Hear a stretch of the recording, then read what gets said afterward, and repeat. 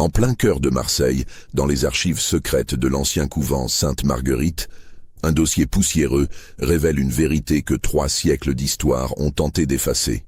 Plus de 300 femmes contraintes au mariage par chantage, menaces et manipulation religieuse.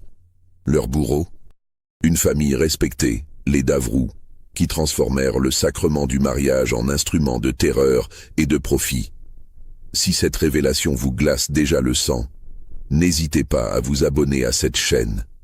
Et dites-moi en commentaire de quelle ville vous nous écoutez. Ces histoires oubliées de notre France obscure méritent d'être entendues par tous. L'année 1743 marque une période charnière du règne de Louis XV, une époque où la France vit sous l'emprise d'une morale religieuse inflexible, mais où commence à sourdre l'esprit critique des Lumières. Marseille, ce grand port cosmopolite et turbulent du Midi, abrite une société profondément divisée entre un négoce florissant qui s'enrichit du commerce méditerranéen et une piété rigoureuse qui contrôle encore chaque aspect de la vie sociale.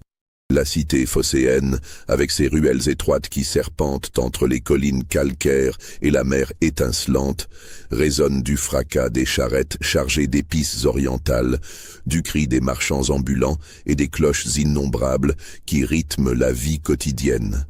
L'odeur de la saumure se mêle à celle de l'encens qui s'échappe des églises, créant cette atmosphère unique où se côtoient marchands levantins, marins basanés et dévotes encapuchonnés. Dans ce contexte social complexe, où l'argent du négoce rivalise avec l'autorité séculaire de l'Église, la famille Davroux occupe une position aussi particulière qu'enviable. Enrichie par 3 générations de commerce maritime prospère, elle a su, avec une habileté consommée, tisser des liens étroits et durables avec toutes les autorités ecclésiastiques de la région provençale. Pierre-Antoine Davroux, le patriarche âgé de 64 ans, homme au visage austère marqué par les vents marins de sa jeunesse, siège avec une autorité incontestée au conseil paroissial de Saint-Laurent, la plus influente des paroisses marseillaises.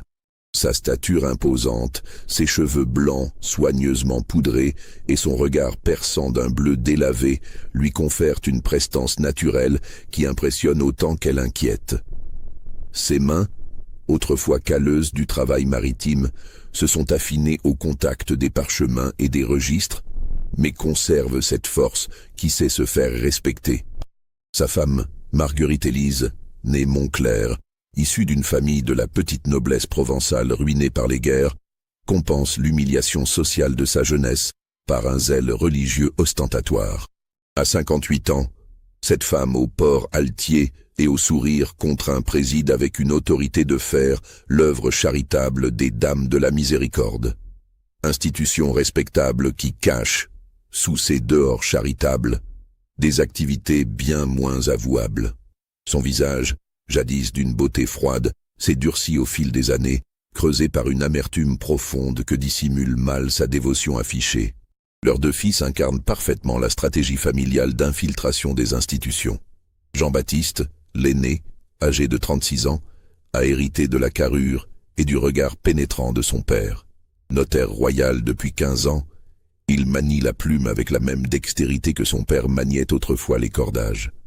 Sa maîtrise du droit canon et civil fait de lui un redoutable manipulateur des textes légaux, capable de transformer n'importe quelle situation en avantage juridique pour sa famille.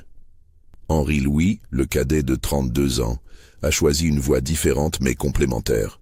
Secrétaire de l'évêché depuis 8 ans, il possède cette élégance naturelle et cette faconde qui ouvre toutes les portes. Plus fin que son frère, plus retors aussi, il excelle dans l'art de la persuasion et de la manipulation psychologique.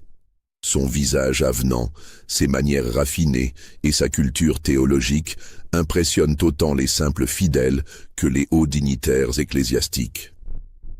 En apparence, les Davroux incarnent donc la respectabilité bourgeoise dans ce qu'elle a de plus irréprochable.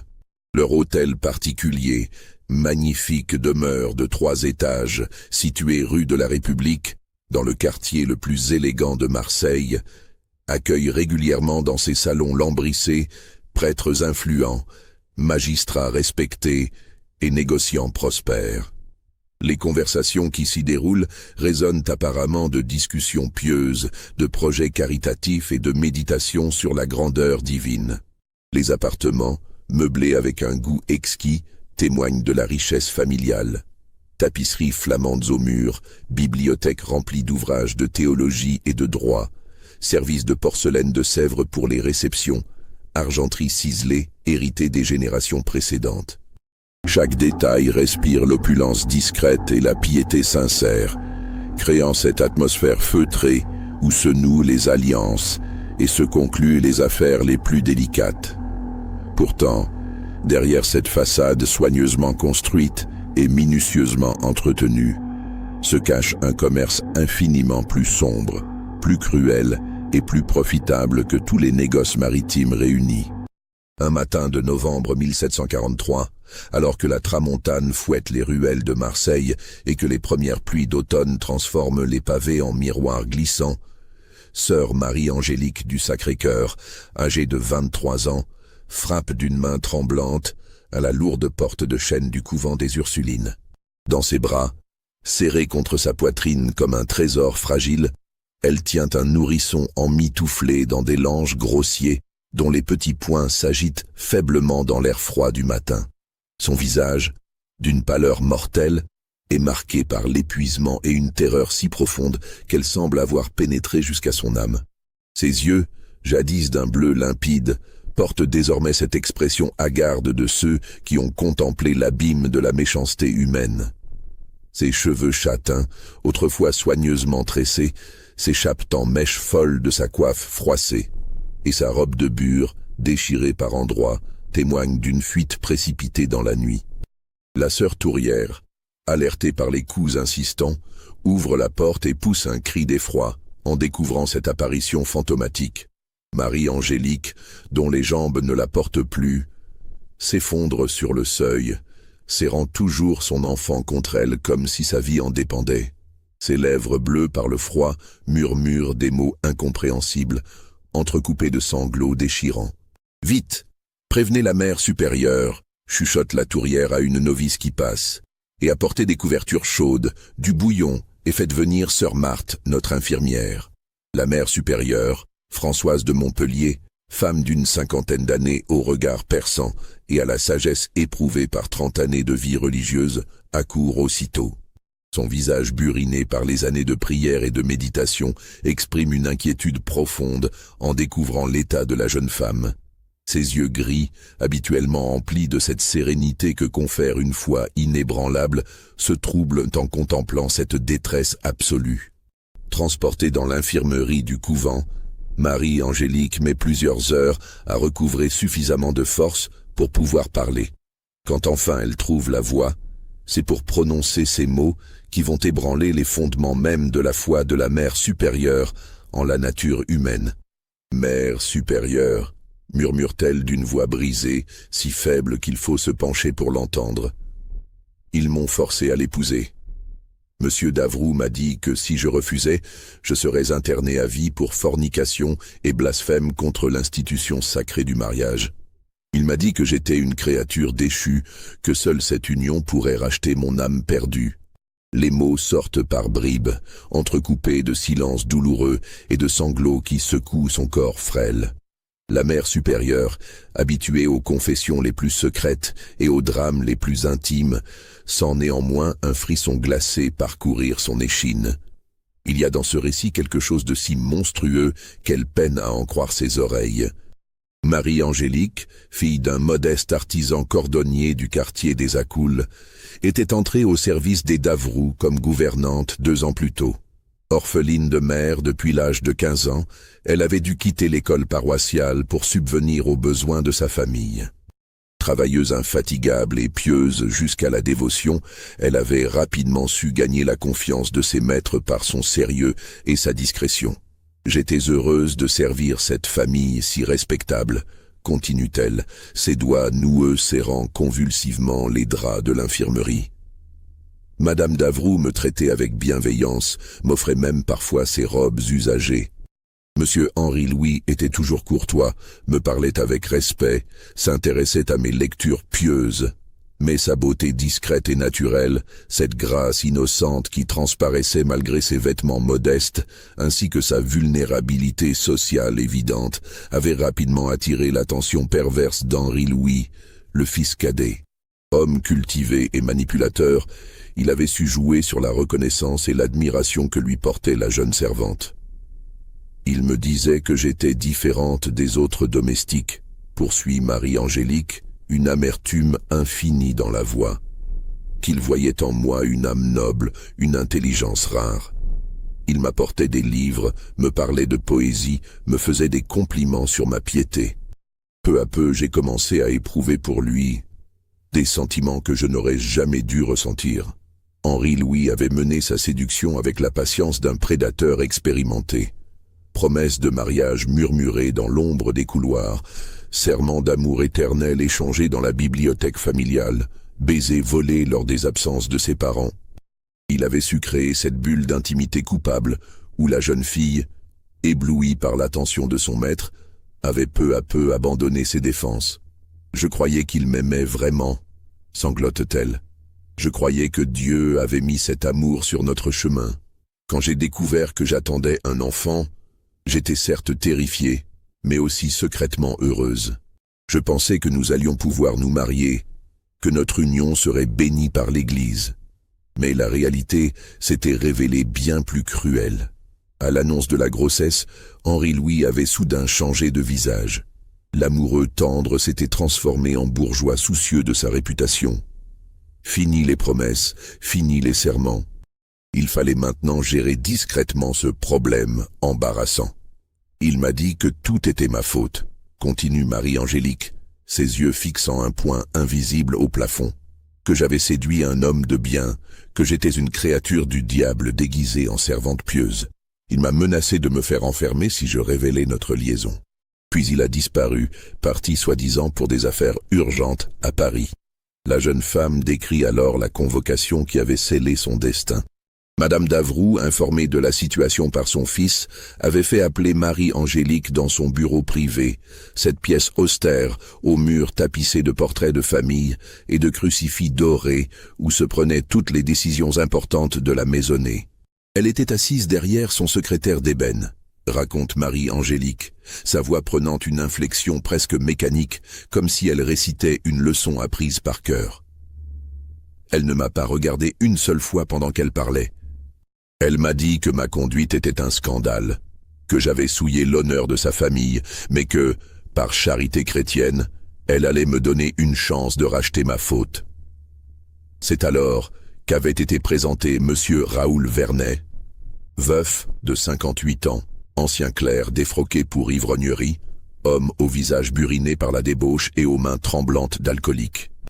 Cet individu répugnant, qui avait perdu sa femme et ses 2 enfants dans une épidémie de variole 3 ans plus tôt, cherchait désespérément une nouvelle épouse pour tenir sa maisonnée délabrée. Madame d'Avroux m'a dit que c'était la volonté divine, continue Marie-Angélique, ses mains se crispant sur les draps, que mon péché pouvait être racheté par ce mariage réparateur, que monsieur Vernet était un homme bon, qui acceptait de prendre une femme souillée par charité chrétienne. Elle m'a dit que si je refusais, elle ferait constater mon état par un médecin et me ferait interner à vie pour fornication et corruption de la jeunesse. Les mots sortent maintenant plus facilement, comme si raconter ce calvaire libérait progressivement la jeune femme du poids qui l'oppresse. Elle décrit la cérémonie précipitée, célébrée un mardi matin dans la chapelle privée des d'Avroux, sans témoins extérieurs, dans une atmosphère de honte et de terreur qui transformait ce qui aurait dû être un moment de joie en une parodie sinistre du sacrement du mariage. Le père Constant, aumônier de la famille depuis 20 ans, homme obèse au visage rougeau et aux yeux porcins, avait béni cette union forcée avec une ferveur inquiétante, comme s'il accomplissait une œuvre pie. Ses mains grasses, qui tremblaient légèrement sous l'effet d'une consommation excessive de vin de messe, avaient tracé des signes de croix hasardeux au-dessus des époux mal assortis. Monsieur Vernet m'a dit que je lui appartenais désormais, continue Marie-Angélique, sa voix se faisant plus dure, que mon corps et mon âme étaient sa propriété légitime, que je devais oublier ma vie passée et me consacrer entièrement à son service. Il m'a emmené dans sa maison, rue des Récollettes, une demeure sombre et délabrée qui sentait la moisissure et l'alcool. La jeune femme décrit alors les mois d'enfer qui ont suivi. Enfermée dans cette maison aux volets toujours clos, surveillée par une vieille servante complice, elle a subi les humiliations et les violences de son époux. Vernet, frustré par sa propre déchéance sociale, se vengeait sur cette jeune femme qui lui rappelait quotidiennement son statut d'époux de complaisance. « Il me battait quand je pleurais », murmure-t-elle. « Il me disait que j'étais une marchandise avariée, que j'avais de la chance qu'il accepte de me garder. Quand l'enfant est né, il a refusé de le reconnaître officiellement. Il disait que ce bâtard ne porterait jamais son nom. La fuite a été préparée pendant des semaines. » Profitant d'une nuit où Vernet était parti boire au cabaret du quartier, Marie-Angélique a réussi à s'échapper avec son enfant, emportant seulement quelques hardes et les quelques sous qu'elle avait pu économiser en vendant secrètement ses effets personnels. « J'ai couru dans les rues toute la nuit », conclut-elle, ses yeux enfin fixés sur ceux de la mère supérieure. « J'avais peur qu'il me rattrape, qu'il me ramène de force. Je n'avais qu'une idée, arriver jusqu'ici, me mettre sous la protection de l'Église. Vous êtes ma seule chance de salut. » La mère supérieure, bouleversée par ce récit, observe cette jeune femme brisée et comprend qu'elle ne fait face qu'à la partie émergée d'un iceberg monstrueux. Son instinct, aiguisé par des années d'expérience pastorale, lui souffle que cette histoire n'est pas isolée, qu'elle révèle l'existence d'un système pervers dont l'ampleur dépasse tout ce qu'elle peut imaginer.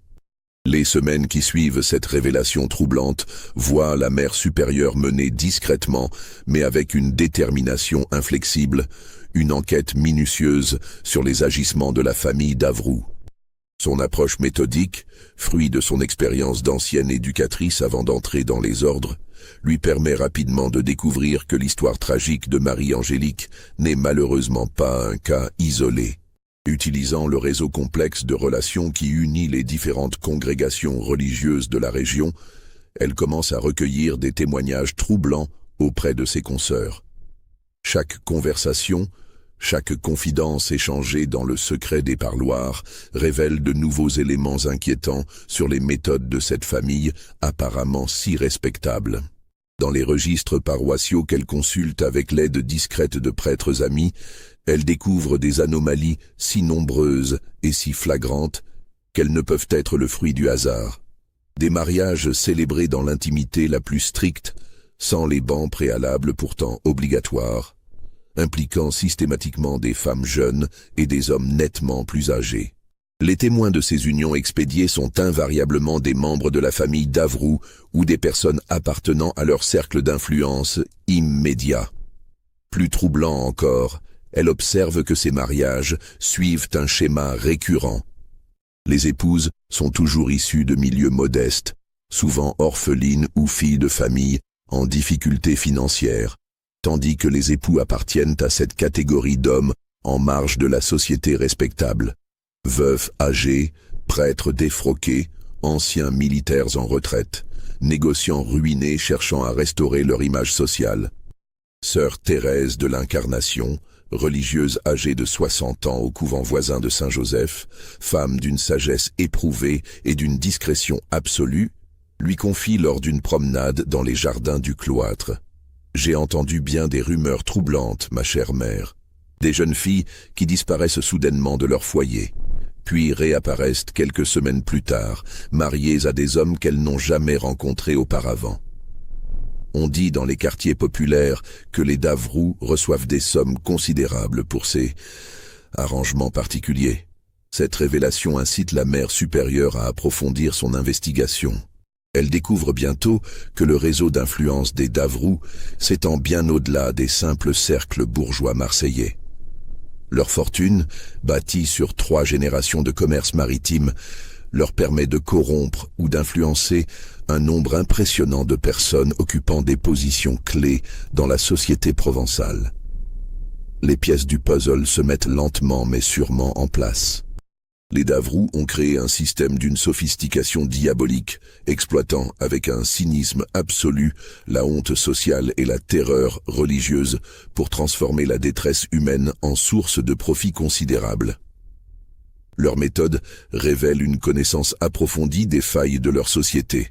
Identifier les femmes en situation compromettante, les menacer d'internement en maison de correction ou d'enfermement dans des asiles religieux, puis leur proposer le salut par un mariage arrangé présenté comme une œuvre charitable.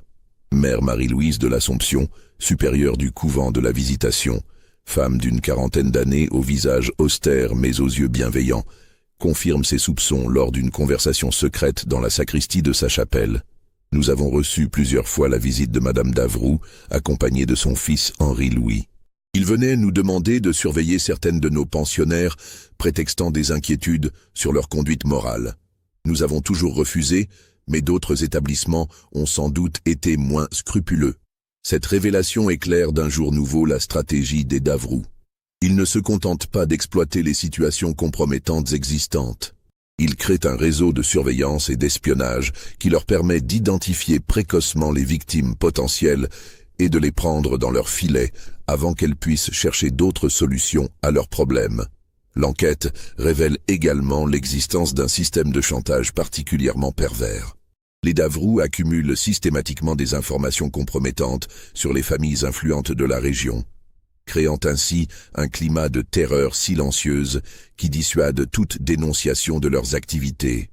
Prêtres surpris en situation équivoque, négociants aux pratiques commerciales douteuses, magistrats corrompus, tous deviennent des complices forcés ou des témoins réduits au silence.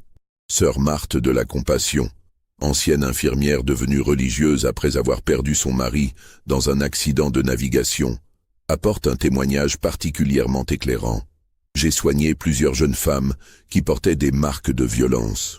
Elles refusaient de parler, terrifiées à l'idée de révéler l'identité de leur bourreau. Mais j'ai fini par comprendre qu'elles avaient toutes été mariées de force par l'intermédiaire des Davroux. Leurs époux les battaient régulièrement, prétendant qu'elles étaient des marchandises défaillantes qui méritaient d'être corrigées. Ces témoignages convergent, révèlent l'ampleur du désastre humain causé par les agissements de cette famille. Mais ils montrent aussi la difficulté de rassembler des preuves tangibles contre un système si bien organisé et si profondément enraciné dans les structures sociales et religieuses de l'époque. Au fil des semaines, l'enquête minutieuse de la mère supérieure révèle l'ampleur véritablement stupéfiante du système mis en place par les Davroux.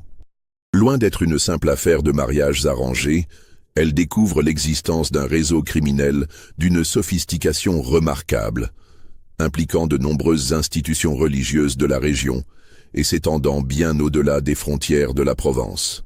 Les Davroux opèrent en étroite collaboration avec plusieurs établissements ecclésiastiques soigneusement sélectionnés pour leur position stratégique et la corruptibilité de leurs dirigeants. L'Hospice Sainte-Marthe, dirigé par le père Augustin Moreau, un homme de 65 ans au passé trouble, sert de lieu de détention temporaire pour les femmes récalcitrantes.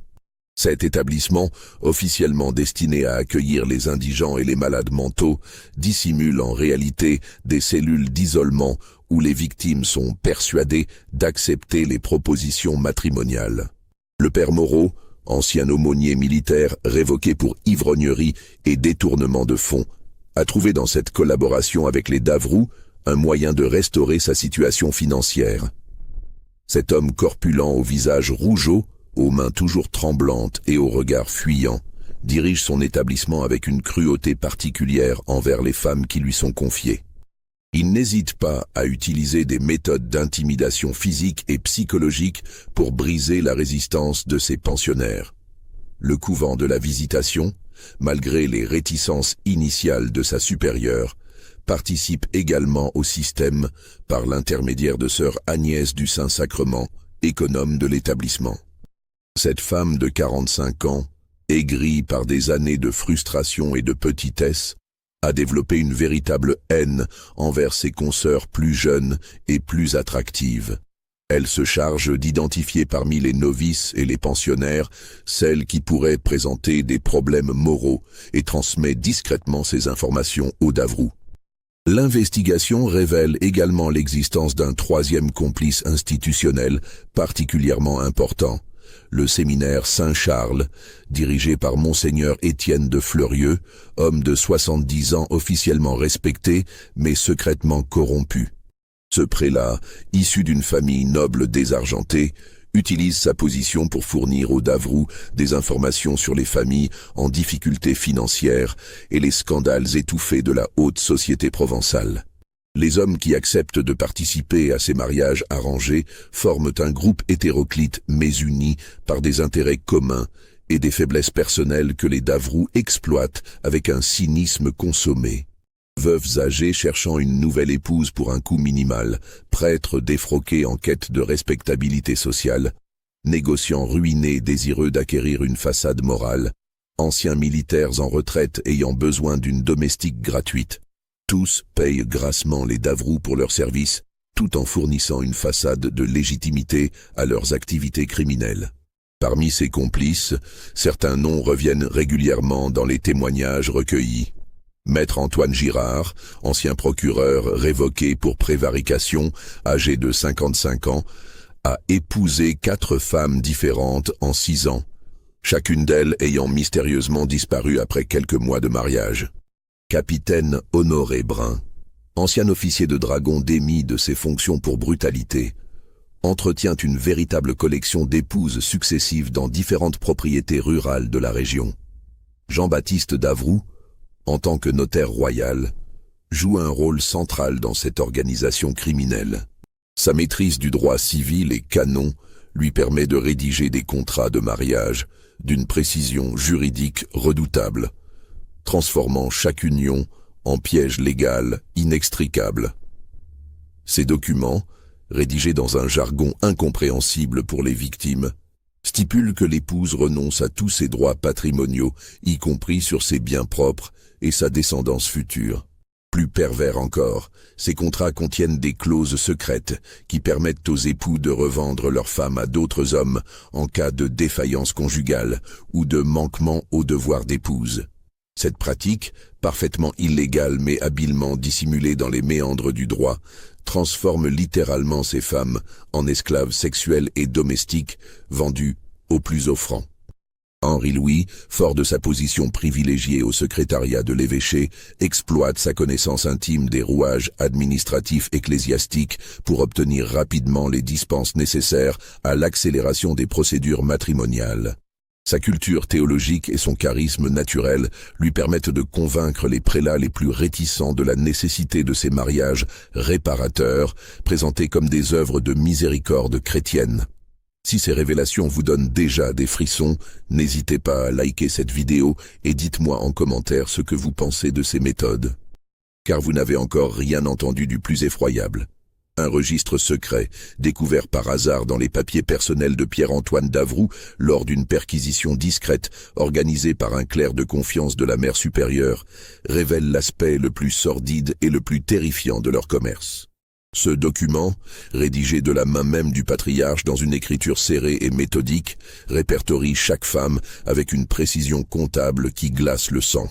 Chaque victime y est cataloguée selon ses qualités marchandes et ses défauts commerciaux.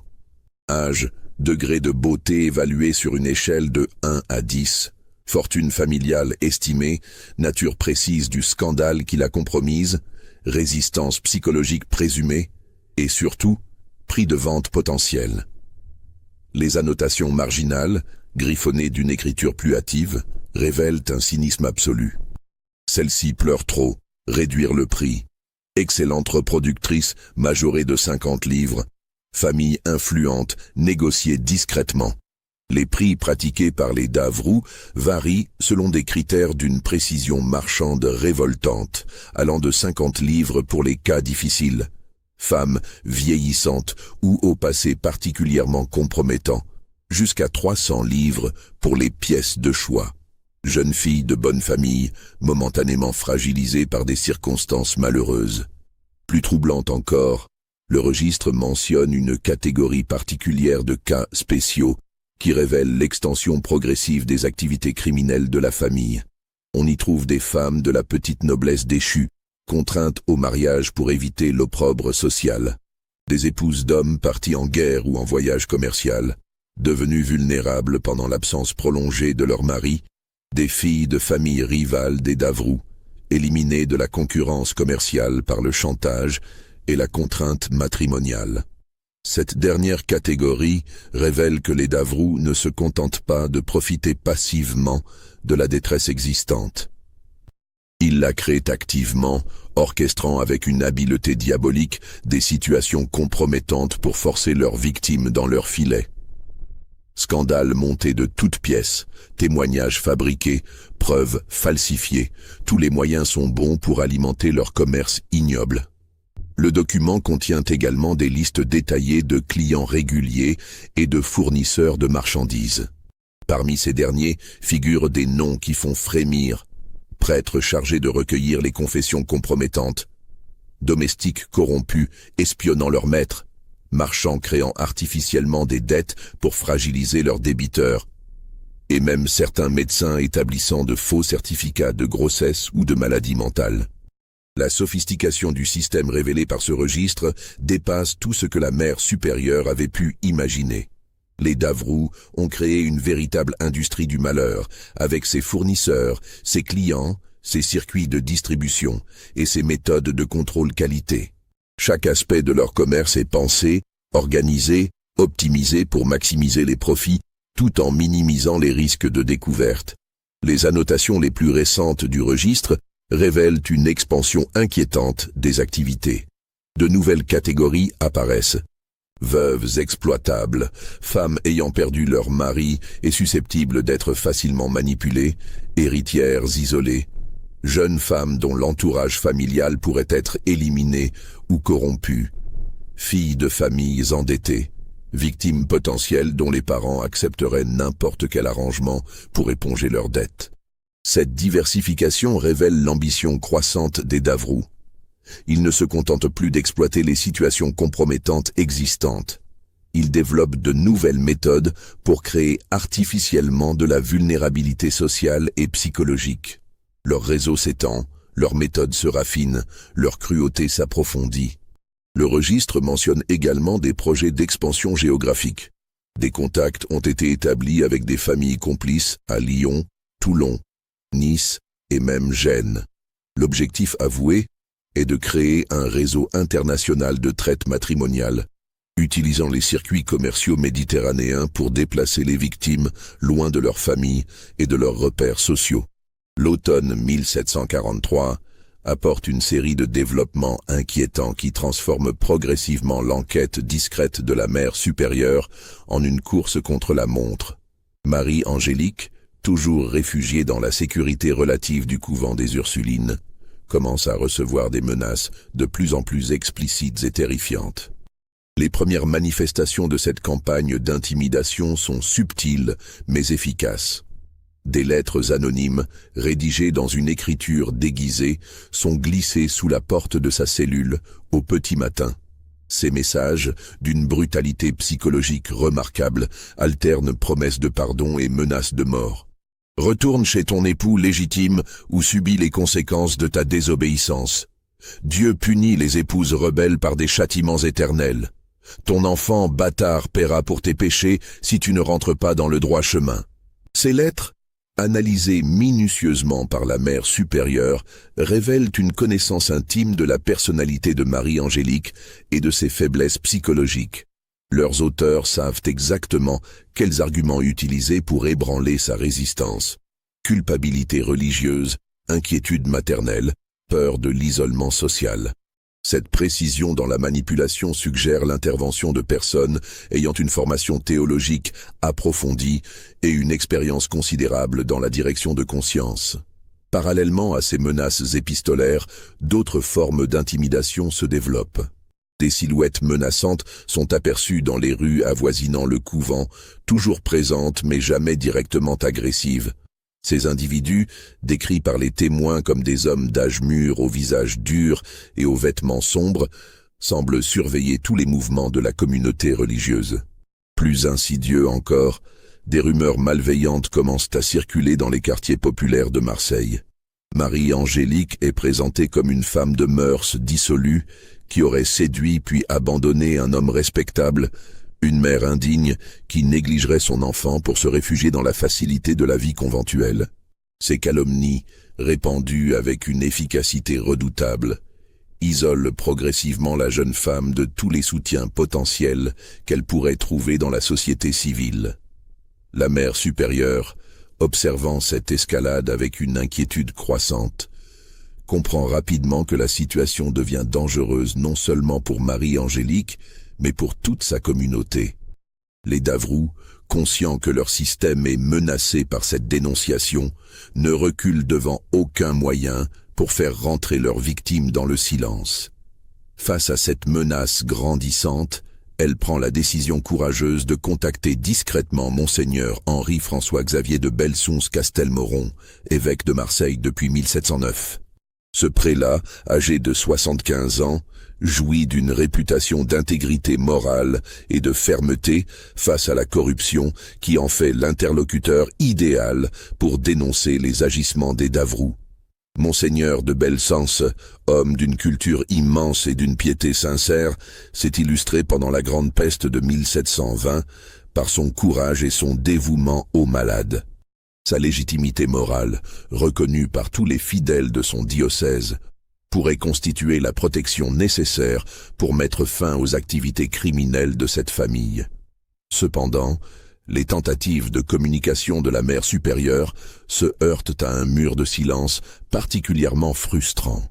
Les secrétaires de l'évêché, influencés et peut-être corrompus par Henri-Louis Davroux, interceptent systématiquement ces messages. Les lettres envoyées n'arrivent jamais à destination, les demandes d'audience sont reportées indéfiniment, les intermédiaires habituels se montrent soudainement inaccessibles. Cette obstruction administrative révèle l'ampleur de l'infiltration des Davroux dans les structures ecclésiastiques locales. Leur influence s'étend bien au-delà des simples relations mondaines. Elle pénètre les rouages administratifs les plus intimes du pouvoir religieux, créant une véritable omerta qui protège leurs activités criminelles. Simultanément, d'autres femmes victimes du système Davroux commencent à briser leur silence, encouragées par l'exemple de Marie-Angélique et par la protection relative qu'offre le couvent des Ursulines. Leur témoignage, d'une convergence troublante, révèle l'ampleur et la sophistication du réseau criminel. Françoise Durand, femme de 32 ans aux traits prématurément vieillis par la souffrance, raconte son mariage forcé avec Guillaume Teston, ancien moine bénédictin défroqué pour violence. Cette union, imposée après qu'elle eût été surprise dans une situation compromettante avec un marchand ambulant, s'est transformée en un calvaire de 7 années.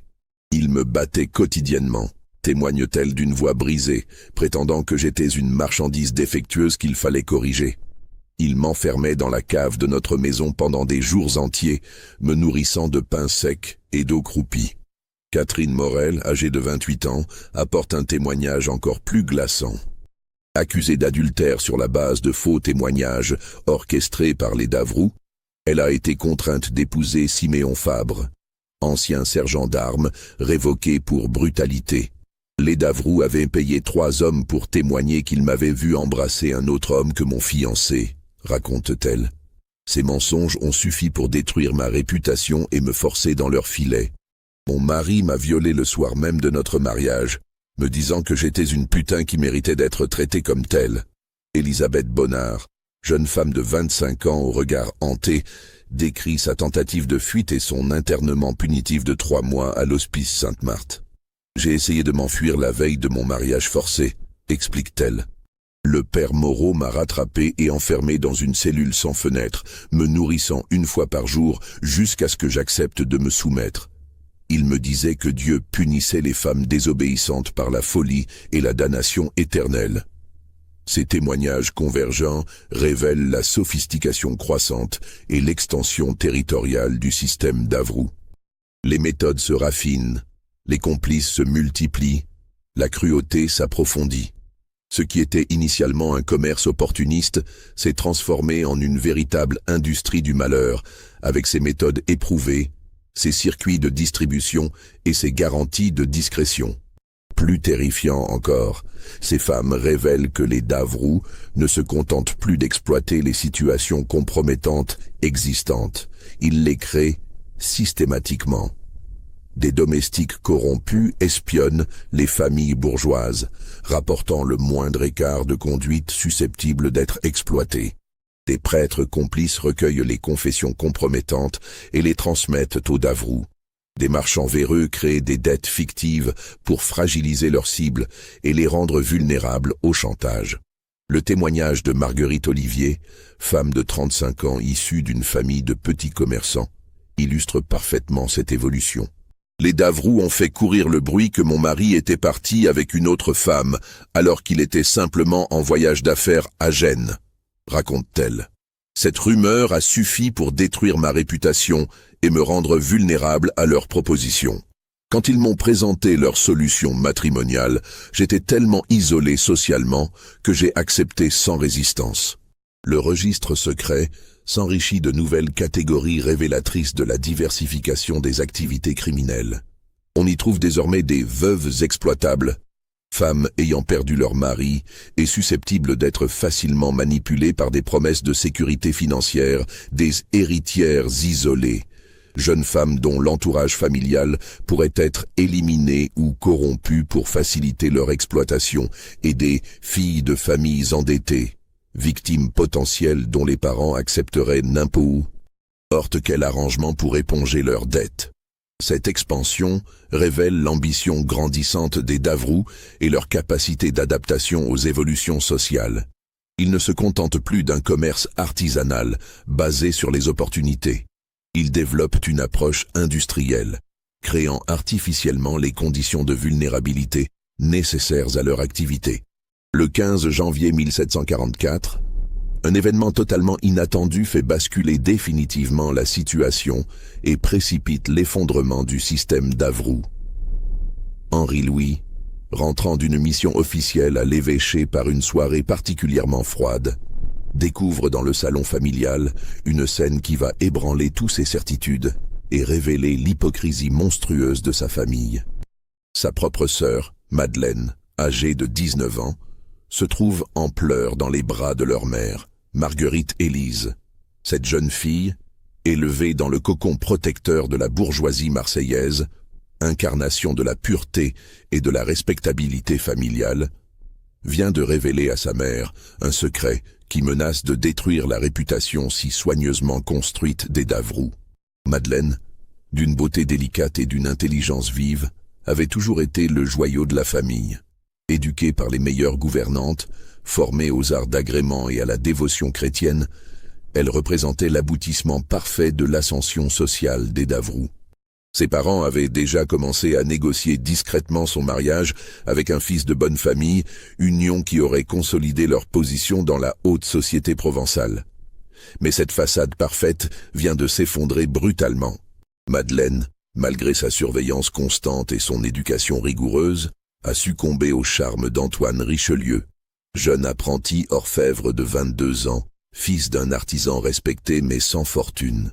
Cette liaison, développée en secret lors de ses visites à l'atelier familial pour des commandes de bijoux, a eu les conséquences que redoutaient le plus ses parents. « Mère », sanglote Madeleine, ses mains crispées sur son mouchoir de dentelle, « je suis enceinte.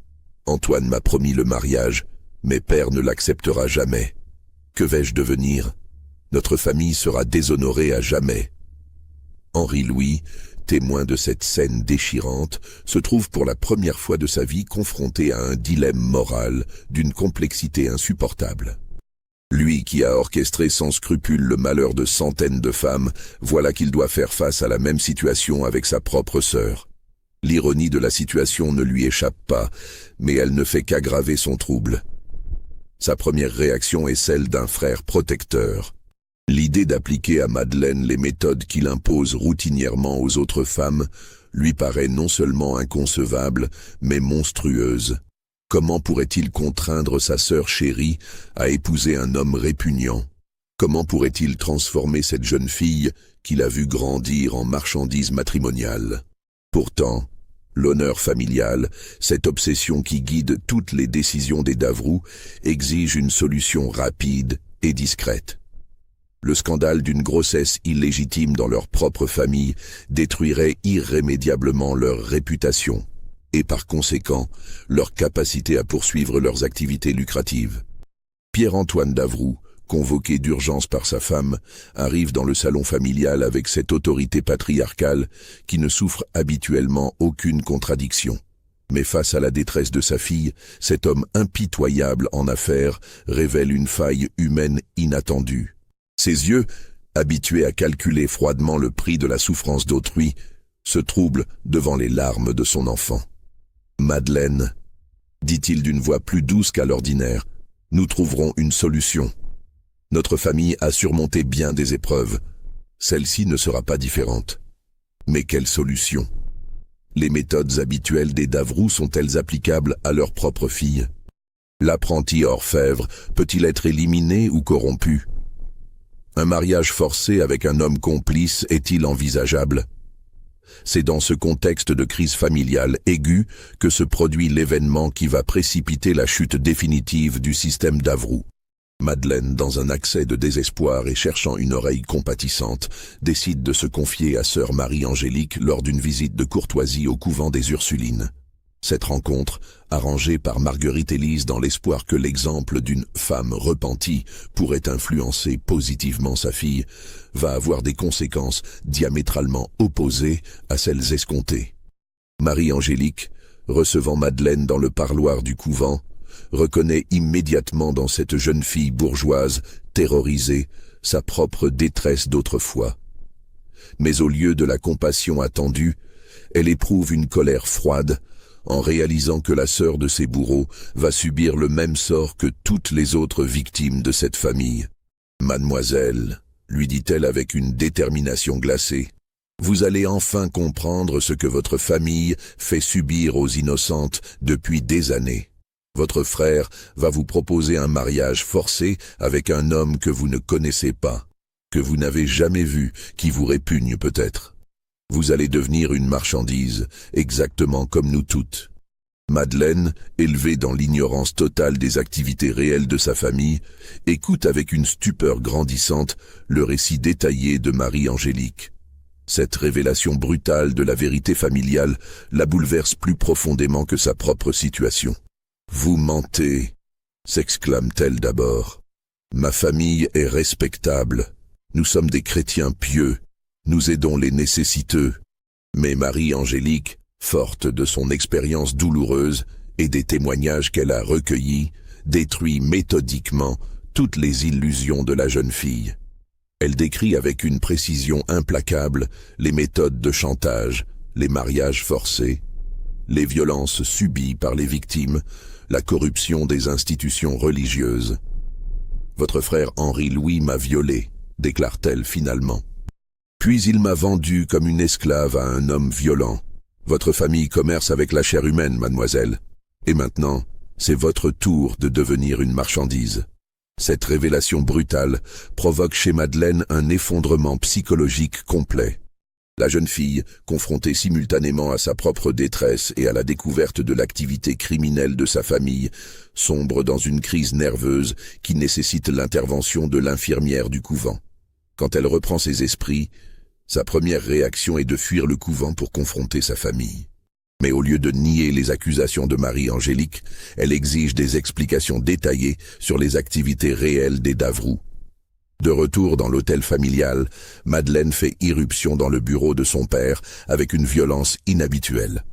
Ces accusations, jetées pêle-mêle dans un mélange de colère et de désespoir, prennent Pierre-Antoine au dépourvu. « Père, crie-t-elle, cette femme au couvent dit que vous vendez des épouses, que vous forcez des malheureuses à épouser des hommes répugnants, que vous gagnez de l'argent avec leurs souffrances. Dites-moi que c'est faux. » Pierre-Antoine Davroux, acculé par sa propre fille et pris de court par la violence de son accusation, commet alors l'erreur fatale qui va précipiter sa chute. Dans sa colère et sa frustration, croyant impressionner sa fille rebelle en révélant l'ampleur de leur influence, il dévoile involontairement la vérité sur leurs activités. « Nous avons sauvé plus de 300 femmes perdues », s'exclame-t-il avec une fierté mal placée. « Nous leur avons donné une chance de racheter leur honneur souillé. Sans nous, elles auraient fini dans la rue comme des prostituées ou internées à vie dans des asiles. Nous sommes des bienfaiteurs, pas des criminels. » Cette confession involontaire, loin de rassurer Madeleine, ne fait que confirmer ses pires craintes. La jeune fille, horrifiée par la révélation de l'ampleur du commerce familial, comprend qu'elle est prisonnière d'un système monstrueux dont elle ne pourra jamais s'échapper. Sa réaction est immédiate et désespérée. Elle s'enfuit de la maison familiale dans la nuit, emportant seulement quelques effets personnels, et trouve refuge auprès de la mère supérieure du couvent des Ursulines. Son témoignage, venant de l'intérieur même de la famille d'Avroux, constitue enfin la preuve irréfutable qu'attendaient les autorités ecclésiastiques pour agir. Madeleine peut révéler les détails les plus secrets du fonctionnement familial, citer les noms des complices, localiser les documents compromettants, expliquer les méthodes de chantage et de corruption. Plus importante encore, elle peut témoigner des projets d'extension du réseau criminel, des contacts établis avec d'autres familles complices dans différentes villes, des méthodes de blanchiment des profits illicites et surtout de l'existence du registre secret où sont consignés tous les détails de leurs activités. Les derniers mois de 1744 assistent à l'effondrement progressif mais inexorable de l'empire criminel des Davroux, dans une spirale de révélations qui horrifie la société marseillaise et provoque un scandale d'ampleur nationale. L'enquête officielle, menée par le commissaire royal Charles-Alexandre de Motion, magistrat d'une probité reconnue dépêché directement depuis Paris par ordre du garde des Sceaux, révèle l'existence d'un système de corruption d'une ampleur jusqu'alors insoupçonnée. Cette investigation, dotée de pouvoirs exceptionnels et menée avec une rigueur implacable, met au jour l'implication directe d'une quinzaine de prêtres corrompus, de 3 couvents détournés de leur mission spirituelle, de 2 hospices transformés en centres de détention illégale, et d'une 50aine de complices laïcs occupant des positions stratégiques dans la société provençale. Les registres secrets, minutieusement tenus par la famille d'Avroux sur 3 décennies, deviennent les pièces à conviction principales du procès. Ces documents, d'une précision comptable révoltante, révèlent non seulement les 312 mariages forcés officiellement recensés, mais aussi l'existence d'un système financier d'une complexité remarquable. L'analyse détaillée de ces registres révèle que les Davroux ont amassé une fortune colossale, évaluée à plus de 50 000 livres, somme considérable pour l'époque. Cette richesse, soigneusement dissimulée dans un réseau complexe de propriétés immobilières, de rentes viagères et de prêts usuriers, témoigne de la rentabilité exceptionnelle de leur commerce criminel. Plus troublant encore, l'enquête révèle que les profits de cette activité ont été systématiquement réinvestis dans l'expansion du réseau.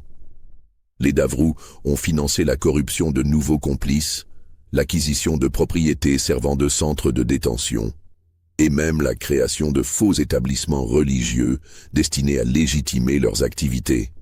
Pierre-Antoine d'Avroux, confronté aux preuves accablantes rassemblées par le commissaire royal, tente une dernière manœuvre désespérée.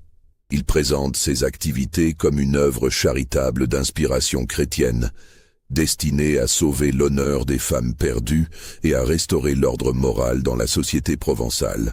« Monseigneur le commissaire », plaide-t-il avec l'éloquence du désespoir, « nous avons consacré notre vie et notre fortune à une mission de salut public.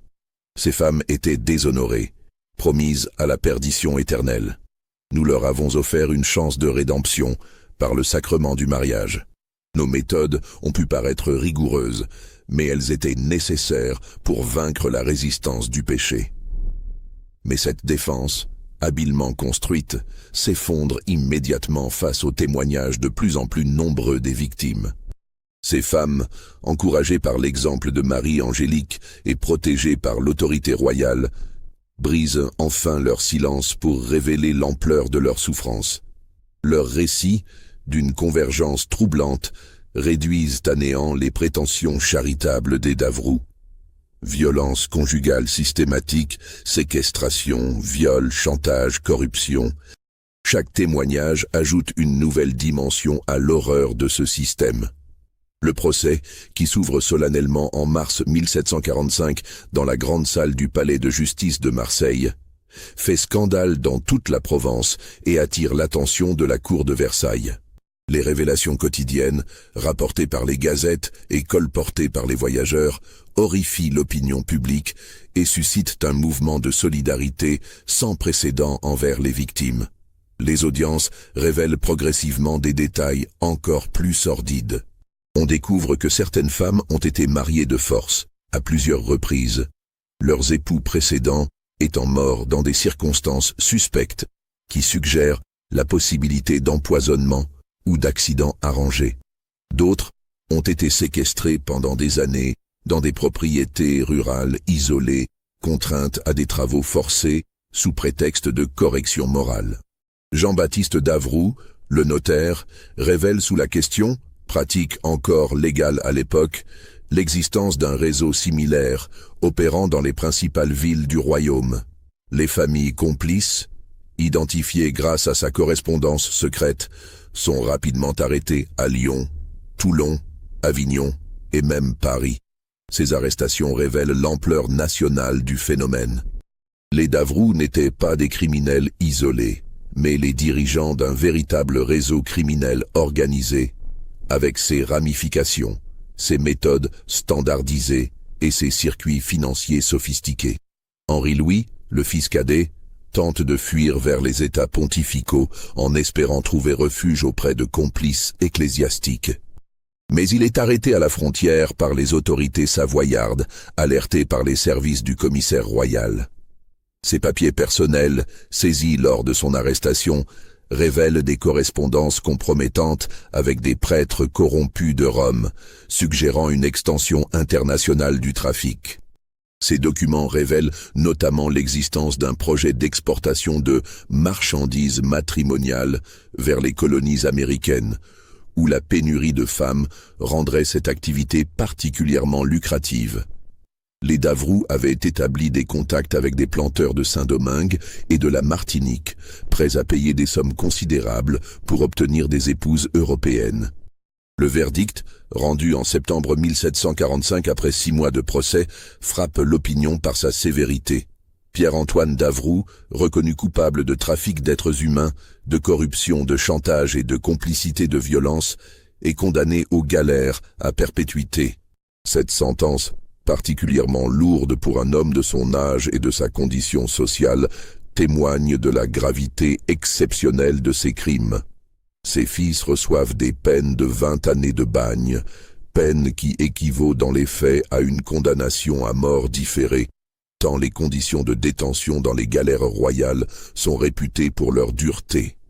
Marguerite Élise, reconnue coupable de complicité active et d'organisation du réseau de corruption féminine, est condamnée à finir ses jours dans le couvent-prison de Notre-Dame-de-la-Garde, établissement pénitentiaire où les conditions de vie sont volontairement spartiates et humiliantes. La confiscation de tous les biens familiaux représente une somme colossale qui permet d'indemniser partiellement les victimes survivantes. Cette redistribution, organisée sous la supervision du commissaire royal, constitue un précédent juridique important dans la reconnaissance des droits des femmes victimes de violences.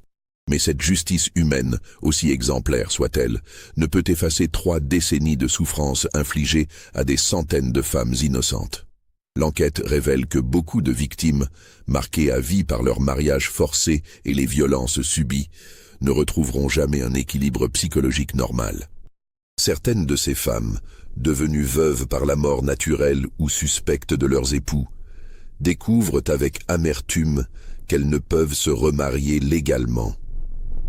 Les irrégularités juridiques de leurs unions précédentes, orchestrées par Jean-Baptiste Davroux, créent des situations matrimoniales inextricables qui les condamnent à un célibat forcé.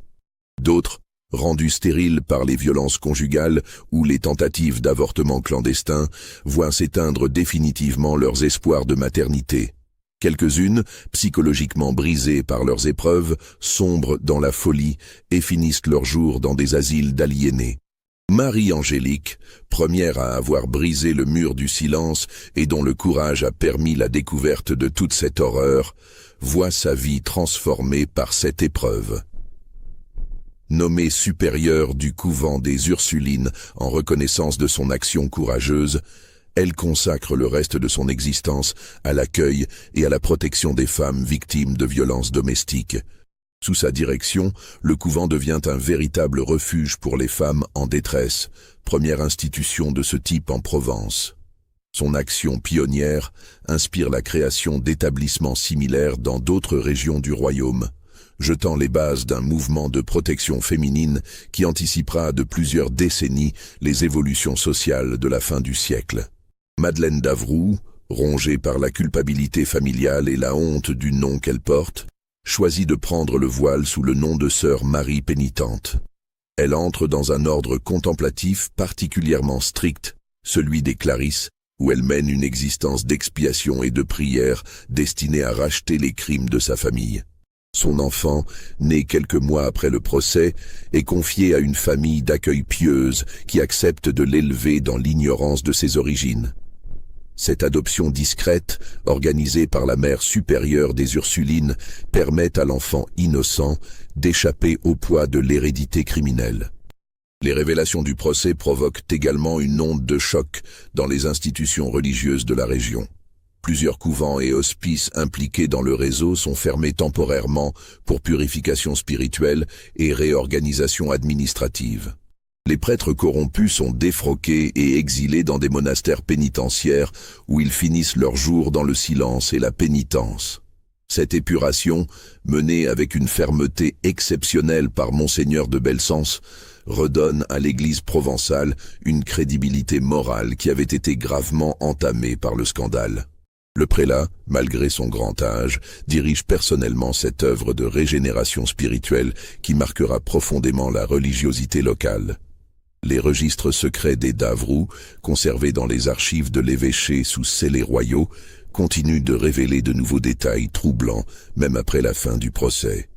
L'analyse minutieuse de ces documents par des experts mandatés par le roi révèle l'existence de projets encore plus sombres que ceux déjà découverts. La famille projetait notamment l'extension de leurs activités vers un nouveau marché particulièrement lucratif, les enfants orphelins. Ces enfants, achetés à des familles indigentes ou récupérés dans des hospices complices, auraient été vendus comme domestiques à vie ou adoptés par des familles stériles, moyennant des sommes considérables. Ce commerce d'enfants, heureusement découvert avant sa mise en œuvre effective, révèle la dégénérescence morale progressive des d'Avroux. Leur cupidité croissante et leur mépris de plus en plus affiché pour la dignité humaine les avaient conduits vers des crimes d'une ampleur inimaginable. Les correspondances secrètes révèlent également l'existence de projets d'expansion vers les colonies françaises d'Amérique. Les d'Avroux avaient établi des contacts avec des planteurs antillais, prêts à payer des fortunes pour obtenir des épouses européennes destinées à améliorer leur statut social dans la société coloniale. Cette découverte entraîne l'ouverture d'une enquête complémentaire dans les Antilles françaises, menée par les autorités coloniales sous la supervision directe du ministère de la Marine. Cette investigation révèle l'existence de pratiques similaires dans plusieurs colonies, où des réseaux locaux exploitent la vulnérabilité des femmes européennes immigrées. Pensez-vous que tous les secrets des d'Avroux ont vraiment été révélés? Cette famille a-t-elle réellement opéré seule, ou faisait-elle partie d'un réseau encore plus vaste? Dites-moi en commentaire ce que vous en pensez. Abonnez-vous à la chaîne si cette histoire vous a marqué, et partagez-la avec vos proches amateurs de mystères historiques sombres. L'épilogue de cette affaire s'écrit dans les années qui suivent le procès, révélant progressivement l'impact durable de ce scandale sur la société provençale. Les méthodes révélées par l'enquête inspirent malheureusement d'autres criminels qui tentent de reproduire le système d'Avroux dans d'autres régions du royaume. Plusieurs affaires similaires, découvertes dans les années suivantes, révèlent que les Davroux n'étaient pas des innovateurs isolés, mais plutôt les perfectionneurs d'un type de criminalité qui puise ses racines dans les failles structurelles de la société d'Ancien Régime. Les archives marseillaises conservent encore aujourd'hui des documents fragmentaires sur cette affaire, classés dans les fonds secrets de l'évêché. Certains historiens contemporains, ayant eu accès exceptionnellement à ces sources, suggèrent que l'enquête officielle de 1744-1745 n'a révélé qu'une partie de la vérité. Des correspondances récemment découvertes dans les archives familiales de la noblesse provençale évoquent l'existence d'autres familles impliquées dans des activités similaires, d'autres victimes jamais identifiées officiellement, d'autres complices qui auraient échappé aux poursuites grâce à leur position sociale ou à leur influence politique. Une lettre particulièrement troublante, datée de 1789 et retrouvée dans les papiers confisqués pendant la Révolution française, est adressée anonymement aux autorités révolutionnaires par quelqu'un se présentant comme une ancienne victime des Davroux qui a survécu à l'enfer. L'auteur de cette missive, dont l'identité n'a jamais été établie, affirme que le système mis en place par cette famille n'a jamais complètement disparu. Il aurait évolué, se serait adapté aux transformations sociales, trouvant de nouvelles formes d'expression dans la société post-révolutionnaire. Les Davroux sont morts, écrit cette correspondante mystérieuse, mais leurs méthodes leur ont survécu. D'autres familles, d'autres noms, d'autres visages, mais la même cruauté fondamentale, la même exploitation de la faiblesse féminine. Le mal qu'ils ont semé continue de porter ses fruits empoisonnés. Cette lettre révèle également l'existence présumée de documents secrets jamais retrouvés, cachés par les Davroux avant leur arrestation. Ces papiers contiendraient, selon elle, la liste complète de leurs complices, y compris des personnalités de premier plan qui auraient échappé aux investigations officielles. Méfiez-vous, continue cette correspondante anonyme, de ceux qui prétendent sauver l'honneur des femmes en détresse. Parfois, le salut qu'ils proposent est pire que la damnation qu'ils prétendent éviter. Les prédateurs savent se déguiser en sauveurs. La lettre se termine par une mise en garde prophétique qui résonne encore aujourd'hui. L'humanité n'a pas changé. La cupidité, la cruauté et l'exploitation des faibles trouvent toujours de nouveaux visages pour se perpétuer. L'affaire Davroux n'est pas un accident de l'histoire, c'est la révélation d'une constante humaine. Cette correspondance anonyme, dont l'authenticité ne peut être définitivement établie, soulève des questions troublantes sur la portée réelle de l'enquête officielle. Combien de complices ont-ils échappé aux poursuites ? Combien de victimes n'ont-elles jamais trouvé le courage de témoigner? Combien d'autres familles ont-elles perpétué ces pratiques dans l'ombre? Les historiens modernes qui se penchent sur cette affaire notent que la documentation officielle présente certaines lacunes troublantes. Des témoins mentionnés dans les premières phases de l'enquête disparaissent mystérieusement des procès-verbaux ultérieurs. Des pièces à conviction évoquées dans la correspondance du commissaire royal n'apparaissent jamais dans les dossiers judiciaires. Ces anomalies suggèrent que certains aspects de l'affaire ont pu être volontairement occultés, soit pour protéger des personnalités influentes, soit pour éviter un scandale d'ampleur nationale qui aurait pu déstabiliser les institutions monarchiques. La vérité sur l'affaire Davroux reste donc partiellement ensevelie dans les méandres de l'histoire. 300 femmes officiellement reconnues comme victimes, mais combien d'autres n'ont jamais osé briser leur silence? Un réseau criminel démantelé, mais combien d'autres continuent-ils d'opérer dans l'ombre de la respectabilité sociale? L'histoire de cette famille nous rappelle avec une force particulière que la cruauté humaine peut se cacher derrière les apparences les plus respectables et les façades les plus pieuses. Elle illustre comment la religion, la loi et la morale peuvent être détournées de leur vocation première pour servir les intérêts les plus vils et les plus destructeurs. Plus troublant encore, elle révèle comment le silence des victimes, obtenu par la terreur psychologique, la honte sociale et l'isolement familial, reste souvent la meilleure protection des bourreaux. Cette leçon, malheureusement, conserve toute sa pertinence dans notre époque contemporaine. Dans les rues de Marseille, l'ancien hôtel particulier des Davroux, confisqués après leur condamnation, abritent aujourd'hui un musée consacré à l'histoire des femmes en Provence. Une plaque discrète, apposée en 1989 à l'occasion du bicentenaire de la Révolution française, évoque sobrement la mémoire des victimes anonymes de l'intolérance et de l'exploitation. Mais cette plaque, volontairement elliptique, ne mentionne pas explicitement les noms des bourreaux, comme si 3 siècles d'histoire ne suffisaient pas à lever complètement le voile sur cette page particulièrement sombre de l'histoire provençale. Les guides touristiques qui font visiter ce musée évoquent généralement l'affaire d'Avroux en termes prudents, parlant d'un scandale du XVIIIe siècle sans entrer dans les détails les plus troublants. Cette pudeur historique témoigne de la persistance d'un malaise collectif face à cette révélation de la capacité humaine au mal organisé et systématique. La macabre histoire de la famille d'Avroux nous interroge donc sur les limites de la justice humaine et sur la persistance du mal à travers les transformations historiques.